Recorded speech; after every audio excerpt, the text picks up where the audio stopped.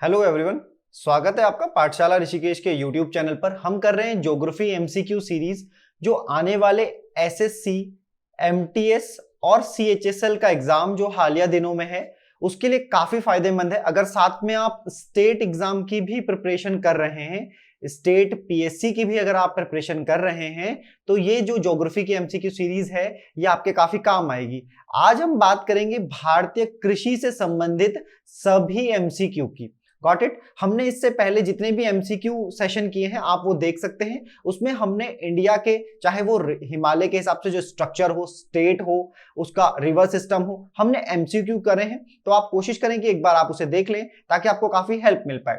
ठीक है, पहले क्वेश्चन के साथ स्टार्ट करते हैं। एमसीक्यू है, आपको कोशिश करनी है कि आपको साथ साथ जो है आंसर आप कर लें। अगर आपको कोई नया क्वेश्चन मिलता है तो आप अपने नोट्स में ऐड कर सकते हैं। साथ में हम कुछ ऐसी योजना, सरकारी योजना के बारे में भी बात करेंगे जो रिलेटेड है गवर्नमेंट एग्जाम से। ठीक है, जो गवर्नमेंट एग्जाम्स में आ सकती हैं, एसएससी में आ सकती हैं, जरूरी है। ठीक है, चलिए पहला क्वेश्चन देखिए। क्योंकि हम एग्रीकल्चर की बात करें तो पहला ही क्वेश्चन है, हरित क्रांति या ग्रीन रेवोल्यूशन भारत में कृषि उत्पादन बढ़ाने के लिए प्रयोग में लाई गई। भारत में प्रयोग में लाई गई ग्रीन रेवोल्यूशन किसके द्वारा, यह पूछा गया है। चार ऑप्शन है, Norman Borlaug, MS Swaminathan, Rajkrishna द्वारा, आरकेवी राव द्वारा, ये सब। तो देखिए एमएस स्वामीनाथन का अगर आप नाम जानते हैं तो भारत के संदर्भ में एमएस स्वामीनाथन ने ग्रीन रेवोल्यूशन जो है 1965-66 के ड्यूरेशन में लॉन्च किया।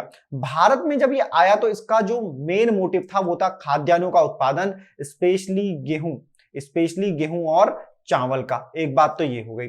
दूसरी बात ये है कि ये थर्ड जो हमारा 5 ईयर प्लान था उस ड्यूरेशन में इसे लाया गया। मानते हैं आप इस बात को?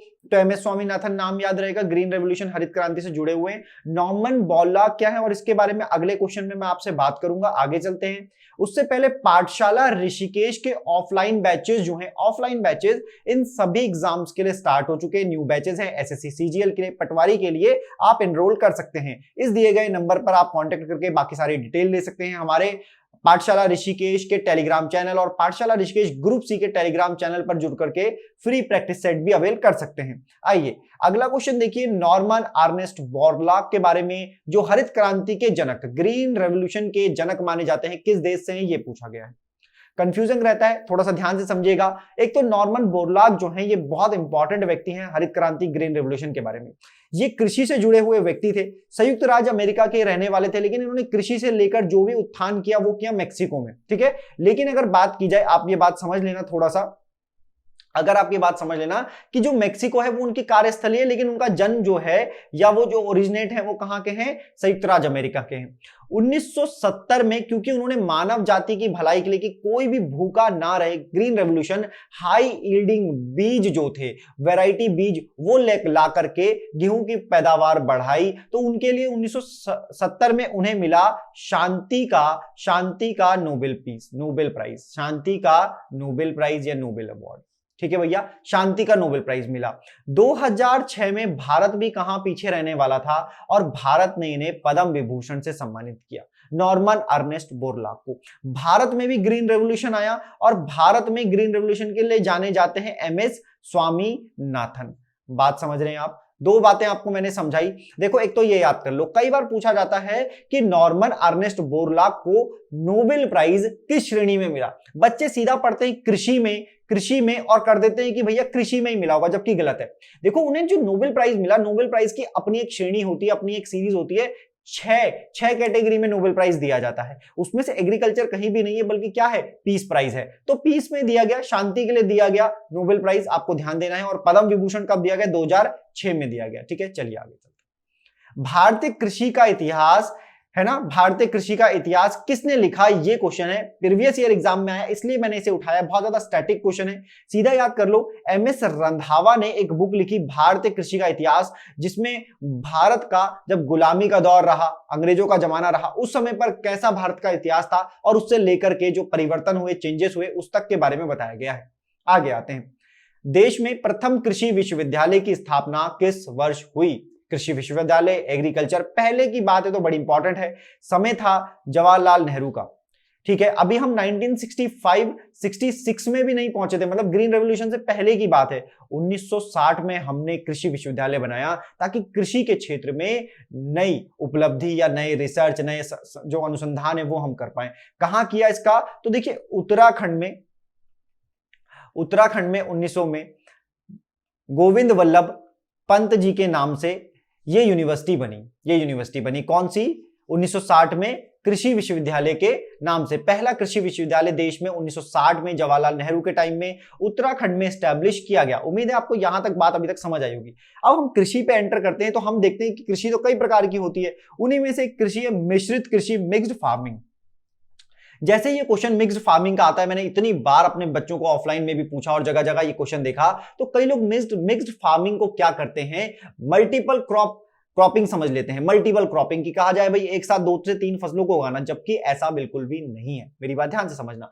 मिश्रित कृषि का मतलब होता है जब आप एग्रीकल्चर के साथ साथ पशुओं का पालन भी करते हैं। तो देखिए यही है, कई तरह की फसलें उगाना तथा पशुपालन भी करना। फसलों के साथ साथ जब पशुपालन भी किया जाए उसी को कहते हैं मिक्स्ड फार्मिंग, मिश्रित कृषि। ऐसा हमें कौन बता करके गई है? तो ऐसा हमें बता करके गई है एनसीईआरटी। प्यारे बच्चों, ये भी बात आपको ध्यान में रखनी है। ठीक है, आ रही है इतनी बात समझ में? आंसर सही करेंगे। चलो अगला है एग मार्क। आपने हॉल मार्क तो बड़ा सुना होगा, सोना चांदी खरीदते समय, मतलब स्पेशली सोना खरीदते समय। एग मार्क क्या होता है ये पता चलेगा। तो देखो जैसा कि लिखा गया है, ठीक है, जैसा कि लिखा गया एग मार्क मतलब एग्रीकल्चर मार्क, इसके बारे में बात करेंगे। मतलब संबंधित तो ये क्या है, एग्रीकल्चर से है, एग्रीकल्चर में जो गुणवत्ता है उसकी गारंटी से है। आइए आगे चलते हैं। देखो समझना, एग मार्क कब आया, ईयर याद कर लो, कई बार एग्जाम में आया है। केंद्र सरकार द्वारा प्रायोजित योजना है जो कृषि उत्पाद ग्रेडिंग एवं मार्केटिंग अधिनियम 1937 ये एक्ट है, अंतर्गत कृषि और संबंध उत्पादों की ग्रेडिंग और मानकीकरण, मतलब उसका स्टैंडर्डाइजेशन, उसकी गारंटी के बारे में बताता है, प्रोत्साहित करता है। 1938 के बाद से ये पूरी तरह से लगातार लागू है। तो एक्ट की बात करे जाएंगे, एगमार्क का एक्ट कब आया तो कहेंगे 1937, लेकिन अगर बात करनी होगी कब से लागू हुआ तो 38 कहेंगे। ये कुछ लोगो इस तरीके से, और भिन्न भिन्न प्रकार के आपको लोगो एग्रीकल्चर में देखने को मिलेंगे। चलिए देखो भैया, ग्रीन रेवोल्यूशन क्रांति पड़ी, अब आया गुलाबी क्रांति। जब इस तरह के क्वेश्चन देखने को मिलते हैं कि गुलाबी क्रांति क्या है, तो देखो कई लोगों ने देखा होगा गुलाबी क्रांति और सीधा सोचा होगा कि आपने मांस क्यों नहीं कहा। तो देखो ऑप्शन में अगर प्याज हो तो ये इसका आंसर हो जाएगा, मांस हो, मीट हो तो वो ऑप्शन में हो जाएगा। ठीक है, अब यहां पर कई बार लाल क्रांति का भी जिक्र आता है, लाल क्रांति का भी जिक्र आता है। तो टमाटर लाल क्रांति में, मीट भी लाल क्रांति में होता है, तो ऑप्शन पे भी फर्क पड़ता है। लेकिन गुलाबी क्रांति जो है वो मीट के साथ, प्याज के साथ कनेक्ट होती है। लाल क्रांति का बात आता है तो भी मांस और टमाटर के साथ होती है। आगे चलते हैं। नीली क्रांति की अगर बात करें तो 1960 के दशक में फिशरीज, मछली उत्पादन के को बढ़ावा देने के लिए नीली क्रांति एस्टैब्लिश की गई। नीली क्रांति का सीधा सा मतलब है कि मत्स्य पालन का जो उद्योग था उसको बढ़ाने के लिए हमने ये किया है। ठीक है, आपको ध्यान देना है। आगे चलते हैं। अब फसलों की बात चल रही है, कृषि की बात चल रही है, तो देखो फसल की जब हम बात करते हैं तो हमारे यहां जो फसल चक्र है, भारत में जो फसल चक्र है उसमें रबी एक फसल है, उसमें खरीफ एक फसल है, और उसमें उसी के ड्यूरेशन में जब बीच में एक टाइम आता है तो जायद भी एक फसल है। तो यहां पूछा है कि रबी की बुआई, ये रबी खरीफ इंग्लिश में है, जायद भी उसमें से एक फसल है। बोला रबी की बुआई रबी की जो फसल है, रबी की जो बुआई है वो किस समय सीजन में होती है। तो देखो जैसे रबी लिखा है ना, 2 शब्दों का नाम है, 2 शब्दों का प्यारा नाम है गेहूं, बस इतना कनेक्ट कर लो। मतलब रबी की फसल गेहूं के साथ, गेहूं और रबी। तो गेहूं का बोने का टाइम बड़ा अच्छा पता होता है, अक्टूबर नवंबर में बोई जाती है, मार्च और अप्रैल में कनक पक जाती है और उसी समय पर काट ली जाती है। याद रहेगा, गेहूं रबी दो शब्दों का खेल है, बस ये ध्यान रखना है ना। आप धान कहेंगे ऐसा भी आपको समझ आता है, लेकिन आप गेहूं को कनेक्ट करेंगे रबी के साथ। चलिए आगे चलते हैं। इसकी एक्सप्लेनेशन देख लो। कहा 3 फसलों की बुआई भारत में अक्सर की जाती है। रबी की फसल अक्टूबर नवंबर में होती है, बोई जाती है, और कटाई होती है मार्च और अप्रैल में। बात बिल्कुल सही है। कौन कौन सी फसलें आ रही है याद कर लो। गेहूं देखो, जौ, चना, मटर, सरसों, मसूर, आलू। याद रहेगा क्या? पूरी सब्जी ले लो, गेहूं, जौ, चना, मटर, सरसों, मसूर और आलू जो है ये क्या फसलें हैं? ये है रबी की फसलें। एग्जामिनर कई बार 4 फसलें देता है, ऑड इवन आउट करवाता है, पूछता है कि रबी की फसल इनमें से कौन सी होगी। और ये बात समझ में? आगे समझो। खरीफ में आ जाओ। खरीफ में लगा है एफ। एफ मतलब होता है फैन। एफ का मतलब होता है फैन। गर्मी है भैया, तो फैन चल रहा है। फैन में कौन सी फसलें लगेगी खरीफ में? जून जुलाई में ये बोई जाती है। कटाई कब? अक्टूबर नवंबर में। जून जुलाई में, खरीफ, गर्मी का मौसम, ठीक है। तो चावल, ज्वार, बाजरा, मक्का, तिल और मूंगफली। अब गर्मी में लगेगी तभी तो सर्दी में खाएंगे। तो देखो चावल है, ज्वार है, बाजरा है, मक्का है, तिल है, मूंगफली है। ये बातें याद रखोगे आप। आ रही है बात समझ में? खरीफ। अब आ जाओ जायद की फसलें। देखो जायद में ना कई डेफिनेशन है। एसएससी कहता है कि जिन फसलों को हरी हरी काट करके किसे खिलाया जाए, जानवरों को भी खिलाया जा सके, चारे के लिए भी प्रयोग में लाई जा सके, वही जायद की फसलें हैं। बिल्कुल ऐसी है। तो देखो तरबूज 2 महीने में तैयार, खरबूज, ककड़ी, खीरा, भिंडी कुछ समय के लिए, मतलब 2 मेन क्रॉप के बीच में छोटा सा समय आएगा और उसमें उगाई जाएगी जायद की फसलें। याद रख लोगे इतना? आगे चलो।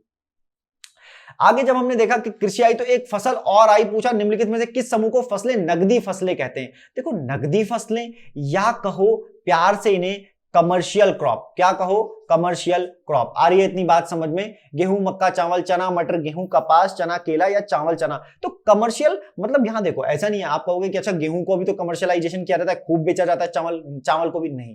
देखो जब किसान कोई बो रहा हो तो वो एक फसल का उद्देश्य, एक ऑब्जेक्टिव हो कि इसको बेचना ही बेचना है, खाने के लिए नहीं रखता है। वो थोड़ा सा रख ले बात है। अब गेहूं के लिए जो छोटा भी किसान होगा वो गेहूं क्यों उगाएगा? खाने के लिए उगाएगा। तो नगदी फसलों के लिए क्या है? जिनका बाजार में मूल्य भी अधिक मिलता है, डिमांड होती ही होती है, उसका रॉ मटेरियल प्रोसेस्ड होने के बाद ही कुछ नया बनेगा। तो देखो कपास, गन्ना, केला। अगर मैं गेहूं, मक्का, चावल की बात करूं तो गेहूं, मक्का हो गया, या चना, मटर, गेहूं अलग हो गया, या चावल, चना, चाय, तो ये गलत हो गया। अगर ये चाय यहां होता तो ये भी एक हो जाता। कपास को, गन्ने को, केला को, चाय को, बताओ किसान उगा करके क्या करेगा? कपास उगा लेगा तो कितनी कपास यूज कर लेगा? गन्ना उगा लेगा, सारी चीनी खुद ही थोड़ी बना लेगा, या केला यूज कर लेगा। अब चाय समझो कितना पत्ती चाय पिएगा भैया? इतना नहीं पीता है। चलो आगे चलो। चावल की खेती के लिए आदर्श जलवायु परिस्थितियां हैं। आदर्श जलवायु किसके लिए? चावल की खेती करवाओ। अब चावल की पहले तो बोल दिए कि खरीफ की फसल। किसकी फसल? खरीफ की फसल। अब इसके लिए जलवायु स्थिति बताओ। तो चावल को अधिक से अधिक पानी चाहिए, ठीक है, और टेम्परेचर भी, क्योंकि गर्मी का मामला है तो 25 डिग्री से। अब इसको अगर आप ऑप्शन को पढ़ोगे, फसल की पूरी अवधि के लिए ठंडी और नम जलवायु, गलत। 100 सेंटीमीटर से कम वर्षा, कम बोल रहा है, और 25 सेंटीमीटर से कम तापमान, कम नहीं चाहिए, ज्यादा चाहिए। गर्मी की फसल, पूरी फसल अवधि में कुछ गर्म और शुष्क जलवायु। तो गर्म तो ठीक, शुष्क कहां भैया? चावल की खेती है। 100 सेंटीमीटर से ज्यादा, लगभग 150 सेंटीमीटर वर्षा वार्षिक, और 25 डिग्री सेल्सियस से ऊपर तापमान, बिल्कुल सही है। तो यही ऑप्शन हो जाएगा चावल की खेती के लिए। कृषि के, एग्रीकल्चर के सवाल हैं कॉमन बेस्ड, ऐसे मतलब कॉमन सेंस आप लगाओगे क्वेश्चन तब भी हो जाएंगे, बस आपको थोड़ा सा पढ़ा हुआ होना चाहिए। आगे भारत के चावल के कटोरे क्षेत्र के नाम से कौन सा क्षेत्र जाना जाता है? 4 ऑप्शन है, ये कहा जाता है। तो चावल के कटोरे को तो मैं आपको बताऊंगा ही, साथ साथ मैं आपको बताऊंगा धान का कटोरा या कटोरे का क्षेत्र, कटोरा किसे कहा जाता है? तो ये कहा जाता है छत्तीसगढ़ को। किसको कहा जाता है? छत्तीसगढ़ को कहा जाता है। मान रहे हैं इस बात को? अब चावल का कटोरा आ जाओ। तो देखो जो कृष्णा गोदावरी डेल्टा क्षेत्र है, मतलब जो आंध्र प्रदेश की जगह है, उसी को कहा जाता है चावल का कटोरा। और अगर तुम आंध्र प्रदेश के बारे में जानते हो तो सीएम का नाम बता दोगे, वाईएसआर जगनमोहन रेड्डी, और साथ साथ बता दोगे कि जो इसकी कैपिटल है वो भी कितनी है? तो वो है 3, विशाखापत्तनम, कुरनूल और अमरावती है भैया। विशाखापत्तनम, कुरनूल और अमरावती। किसकी कैपिटल बता रहे हैं हम? आंध्रा की बता रहे हैं। 3 कैपिटल उन भाई साहब ने बनवा दी है। वाईएसआर जगनमोहन रेड्डी, महेश बाबू हैं आंध्र प्रदेश के। भारत के निम्नलिखित क्षेत्रों में से कौन सा कपास का अधिकतम मात्रा में उत्पादन करता है? कौन सा क्षेत्र कपास का अधिकतम मात्रा में उत्पादन करता है? तो देखो यहां पर इतनी एक्स्ट्रा जानकारी मैं तुम्हें देने वाला हूं, ध्यान देना। कपास का उत्पादन करने के लिए काली मिट्टी, काली सॉइल, ब्लैक सॉइल, जिसको रेगूर के नाम से भी जाना जाता है, ये मिट्टी कहां से बनती है? तो कहा जाता है कि ज्वालामुखीय चट्टान बेसाल्ट से बनी इनका निर्माण हुआ। बेसाल्ट चट्टानों का, इतनी बात आ गई आपको समझ में। अब मेरी बात फिर से समझना, काली मिट्टी का क्षेत्र कौन सा है भारत में? तो भारत में ये क्षेत्र कहलाता है दक्कन का क्षेत्र। दक्कन के क्षेत्र को अगर काउंट करोगे तो कह दोगे गुजरात और महाराष्ट्र। ठीक है, महा लिख लेते हैं। तो अगर गुजरात और महाराष्ट्र में जाना हो तो सबसे पहले पश्चिम भारत में जाओगे, मतलब ये वाला क्षेत्र तो नहीं हो सकता। नदियां जहां भी होंगी वहां कौन सी मृदा मिलेगी? वहां मिलेगी जलोढ़ मृदा। कौन सी मृदा? जलोढ़ मृदा। तो यहां पर उत्तर पश्चिमी और पश्चिमी भारत, पश्चिमी और दक्षिणी भारत नहीं हो सकता, दक्षिणी भारत में नहीं है। ठीक है, उत्तरी भारत के मैदान में तो बिल्कुल भी नहीं है। तो ये बात आपको ध्यान रखनी है, उत्तर पश्चिमी और पश्चिमी भारत में देखने को मिलती है, बिल्कुल आपको ध्यान रहेगा। चलिए आगे चलते हैं। कपास में गुजरात और महाराष्ट्र का नंबर ज्यादा है। भारत में दालों का सबसे बड़ा उत्पादक राज्य कौन सा है? देखो, तो ये तो पता होना चाहिए कि भैया वीट प्रोड्यूसर कौन सा है, राइस प्रोड्यूसर कौन सा है, या चाय के मामले में, या कॉफी के मामले में, या कपास में कौन से उत्पादक राज्य पहले नंबर पे? तो सब बता करके जाएंगे, बस थोड़ा सा धैर्य रखो। हमने दालों की बात करी तो दालों के मामले में मध्य प्रदेश, जिसको हम कहते हैं नदियों का मायका। अब सोच के बताना कि ऐसा क्यों कह रहे हैं, तो तुम्हें नर्मदा, ताप्ती, चंबल, इस तरह की सिंध, पार्वती, माही, इस तरह की नदियां याद आएंगी और मध्य प्रदेश का ध्यान आएगा। भारत में दालों का सबसे बड़ा उत्पादक राज्य कौन सा है? तो एमपी है। आगे चलो, निम्न में से कौन सा भारत का सर्वाधिक कॉफी उत्पादक राज्य रहा है? कॉफी उत्पादक राज्य रहा क्या है कॉफी उत्पादक। तो कॉफी, अरेबिका कॉफी यहाँ की बड़ी फेमस है, और कॉफी का नाम का से, तो कर्नाटक भी कहीं पीछे नहीं रहेगा। केरल क्या उत्पादन करता है? तो केरल करता है रबड़ का, रबड़ का। ठीक है, महाराष्ट्र में आपको जो है कपास मिल जाएगी, और लेदर के लिए या चमड़े के लिए जाना जाता है कौन? तमिलनाडु रहेगी बात। चलो आगे। भारत का सबसे बड़ा रबर उत्पादक राज्य, तो क्वेश्चन का आंसर हम पहले ही दे चुके, आंध्र प्रदेश, तमिलनाडु, कर्नाटक और केरल। तो इसका आंसर हो जाएगा केरल। क्या हो जाएगा आंसर? रबर उत्पादक राज्य कौन सा है? केरल है। यहां तक आपको अभी तक जितने मैंने एमसीक्यू कराए हैं, इंपॉर्टेंट भी है, प्रीवियस ईयर बेस्ड भी है, नए भी आएंगे। जैसे ही कोई चेंज हो जाए तो आपको बहुत अच्छे से ध्यान देना है। किस राज्य में केले का अधिकतम उत्पादन होता है? तो देखो 2021 की खबर थी, और ये खबर ने खूब धूम मचाई थी कि आंध्र प्रदेश जो है वो महाराष्ट्र और तमिलनाडु को छोड़ करके आगे आ गया है। आंध्र प्रदेश हो गया नंबर 1, इसने कर लिया है टॉप, क्योंकि इसने बनाना के एक्सपोर्ट में, प्रोडक्शन में नंबर 1 पोजीशन हासिल कर ली है। तो केले के उत्पादन में कौन आगे हो गया है? आंध्र प्रदेश आगे हो गया है। आगे चलो, अब कुछ स्कीम्स है, थोड़ा सा धैर्य बनाए रखो। स्कीम से सवाल होंगे, मतलब सवाल नहीं है, स्कीम से इंफॉर्मेशन है। जितनी भी स्कीम आई है उनकी डेट है, तारीख है, कहां से, आपको ध्यान रखनी है। क्या पता कभी फिर से एग्जाम में रिपीट हो जाए, कई बार सिर्फ इनकी फुल फॉर्म भी रिपीट हो सकती है। प्रधानमंत्री किसान योजना, प्रधानमंत्री किसान सम्मान निधि की है, और यह 24 फरवरी 2019 को की गई थी गोरखपुर से। नोटिफाइड क्या क्या करेंगे? 6000 पर ईयर अंडर द प्रधानमंत्री किसान सम्मान निधि स्कीम के हिसाब से भेजा जाएगा किसानों के खातों में पैसा, पीएम किसान निधि योजना। तो आपको याद रखनी है प्रधानमंत्री किसान सम्मान निधि कब ये लॉन्च की गई? 24 फरवरी 2019 को। कहां से? गोरखपुर से। आ जाओ आगे। प्रधानमंत्री अन्नदाता आय संरक्षण अभियान, इसे बोलते हैं प्रधानमंत्री आशा अन्नदाता आय, सितंबर 2018 में लॉन्च की गई थी। एक बजट के हिसाब से 2018 का बजट था, वहीं पर ये लॉन्च की गई। इसको आप पढ़ सकते हैं, फुल फॉर्म इंपॉर्टेंट है तो मैं इसकी फुल फॉर्म ही आपको कहूंगा कि नोट कर लीजिए। आगे चलिए, most important soil health card जो था, to issue soil health card every 3 years, ताकि प्रोडक्शन और अच्छा हो, किसानों को जानकारी मिल सके कि उनकी जो सॉइल है उसको किस चीज की जरूरत है, क्या करना चाहिए, ये सारी बातें ध्यान देनी है। 2015 फरवरी राजस्थान से हमने सॉइल हेल्थ या मृदा स्वस्थ कार्ड जो था वो हमने लॉन्च किया था, प्रधानमंत्री नरेंद्र मोदी जी ने लॉन्च किया था। तो ये कुछ बातें हैं जो आपको याद रखनी है। एमसीक्यू के फॉर्मेट में मैं इनको लेकर के आया हूं, नेक्स्ट पार्ट भी लेकर के आऊंगा और इससे अच्छे क्वेश्चन आपको प्रिपेयर कराऊंगा ताकि एसएससी, सीएचएसएल, एमटीएस के लिए आपकी प्रिपरेशन और अच्छी हो सके। और जो आने वाले आगे के भी एग्जाम है, एसएससी सीपीओ है, जीडी है, या उसके बाद अगर आप और एग्जाम्स की बात करें तो स्टेट सर्विस के जो एग्जाम्स हैं उनके लिए प्रिपरेशन हो पाए। आपको ये होप है कि उम्मीद है, मतलब मुझे उम्मीद है कि ये वीडियो लेक्चर आपको पसंद आया होगा। आपको चैनल को सब्सक्राइब कर लेना है। वीडियो देखने के लिए धन्यवाद। आप हमें फेसबुक, इंस्टाग्राम, टेलीग्राम पर फॉलो कर सकते हैं। Thank you very much.